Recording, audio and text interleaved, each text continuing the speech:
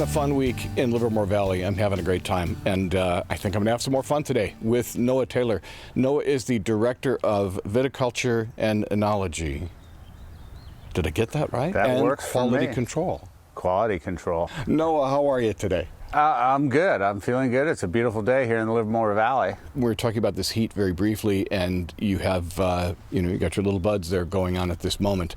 A single day or two like that's not really going to cause you any major problem at this point, I assume. No, we just hit about 95 degrees too, so that's not in the extreme level of things. Here it is June already, so it's kind of that's very typical to hit 95. I would say the 100-degree day could not be more than a week or two away. Yeah. And that follows true with probably most of the wine regions around California coming up to getting a little bit on the warmer side. You guys are organic and have been for a long, long time. You're innovators in that and how you take care of the soil. Tell me about your philosophy, if you could. Well, we're lucky to have found ourselves in this position. It was mostly by virtue of my father, who is a research scientist, chemist at Lawrence Livermore Lab, and just basically shunned a lot of the protocols of herbicides and fertilizers for use in the vineyard. We saw that in this growing grapes in this particular plot, we weren't experiencing the white flies and some of the other pestilence that people were talking about encroaching on our vineyard. So there was no need to experiment with pesticides from the get-go. So it really just made sense. It just made sense. I mean, we've got more beneficial insects. We probably have some detrimental insects around, but things seem to be in balance here. The vigor in our vineyards has been very sustainable. So we're not seeing cases of Pierce disease come around and other detrimental pathogens, if you will. People who are buying your wine, they're knowing that wine is clean. It's clean. Yeah, that's true. I mean, and there's quite a bit to be said for that. I mean, if you're spraying a Roundup on your vineyards, once or twice a year, I mean, the applications, I think, speaking of just of weed control, I think applications of Roundup in premier viticultural regions has probably been reduced by over 50% in the past 10 or 15 years. Yeah, it's significant. I was operating a winery in Napa Valley in the late 90s and the early 2000s, and I could not believe the amount of Roundup people were using up there. And then, of course, they came up with the stream ordinances, so they didn't want the end rows being sprayed close to the proximity of the riparian areas. And that was just coming around in 2001, 2002. Now a lot of those changes have been implemented, and certainly if you go up there, things are a lot different now than they were. That's a step in the right direction. I should say one thing, which I didn't mention in your introduction. While I was patting myself on the back for getting your title right, I did not mention that we are at Retzlaff Vineyards. We are at Retzlaff Vineyards here. Which is kind of critical. But so we've got that in. But I'm curious, the name related to you are a Taylor, and it's a Taylor family. I am a Taylor. Retzlaff it stems from my mother's maiden name. Oh, okay. Yep. She was a very creative lady. She was an artist.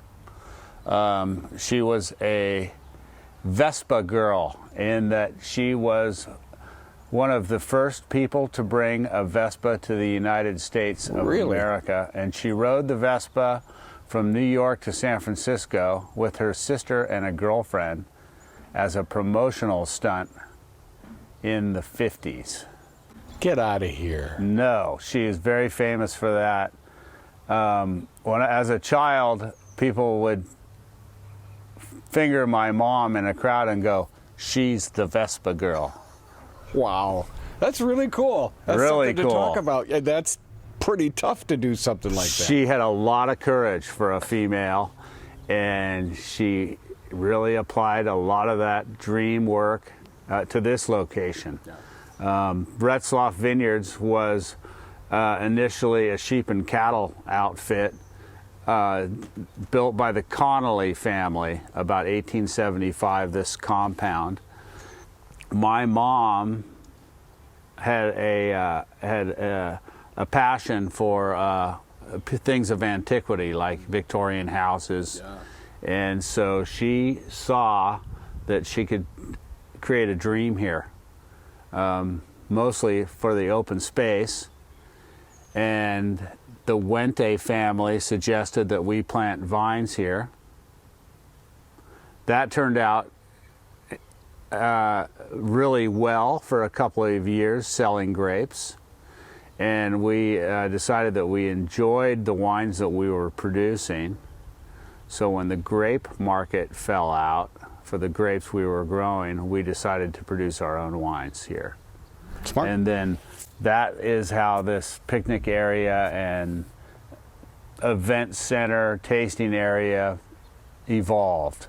My mother wanted a place where people could come and discuss their ideas and dreams and let the children run free. Your mom was way ahead of her time. She was way ahead of her time. Well, where are you from originally? Well, I was raised here in Livermore. Oh, really? Yep. Oh, you're one of the very few original Livermorians? Livermorons, we call them.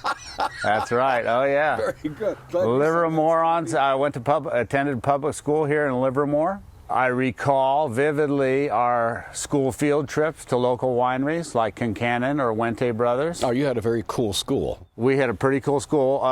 You know, there's back in those days with the big redwood tanks and the moist nature of a large wine cellar, that aroma that permeates, it really stuck with me as a kid. And growing up, I just became very infatuated with food. I was always preparing my own lunches and so on and so forth. When we started making wine here, commercially, I was about 16 years old. And the combination of dry Riesling, sourdough bread, salted butter, and like Dungeness crab, it just really hooked me. You know, I was like, you know, there's nothing in life that really gets better than this.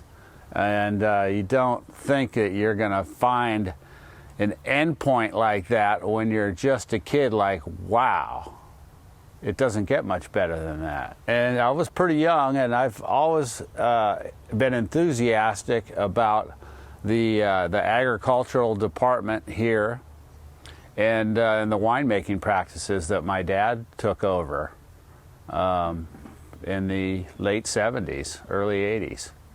So I met your brother a few moments ago. Is the operation run by the two of you, or is there more family involved? Not so much. It's run pretty much by the two of us, yeah. I mean, we have quite a bit of part-time help that come through, and these days we're handling it. Yeah, the spraying, the irrigation, the tilling of the soil.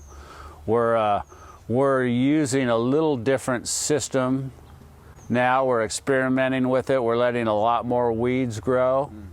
We used to really till it down to almost no other vegetation in the vineyard.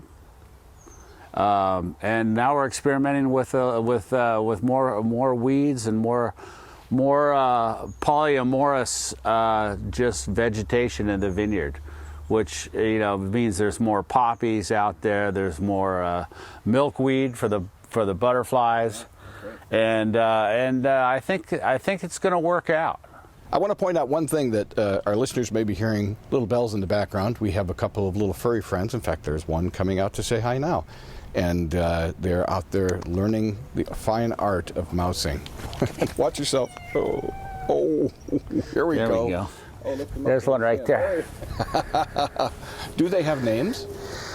Yeah, this is Oso. That's great. Our little pair of little kittens here. They're going to be taking care of our mouse population next fall. They're are part of our hospitality entourage. Nice. greeting committee. Cats are good at that. Cats are good at that. And these two are just pushing about 4 months old now. Ah, they're just babies. Yeah, they are. They're growing up fast, though. For the tasting room here and the property, would our listeners need to make an appointment? Can they just wander on in? How does that work? We are, by reservations, are advisable. We do have walk-ins and cater to walk-ins. Our staff and our management, we like to have things on the books and know who's coming. A lot of that is by design, and certainly by design since COVID. So we've the social distancing practices and having knowledge of who's going to be showing up and approximately when. Here at Retzlaff, we usually have a seating that starts at about 11:30 or 12. And that seating goes till 2 or 2:30, and then there's a rotation of groups. So although you're entitled to stay at Retzlaff as long as you want, you may have to give up your seat after a period of time. You can always stand and drink. You can always stand or just lay a blanket down on the grass. It's lovely in the shade. Nothing wrong with that. True. And most importantly for our listeners who'd like to find you online, what is your website? We are retzlaffwinery.com. That's RETZLAFF winery.com. Noah, you're an entertaining guy. I really have enjoyed talking to you. Thank you for your time. I appreciate it. You're welcome. It's nice to have you.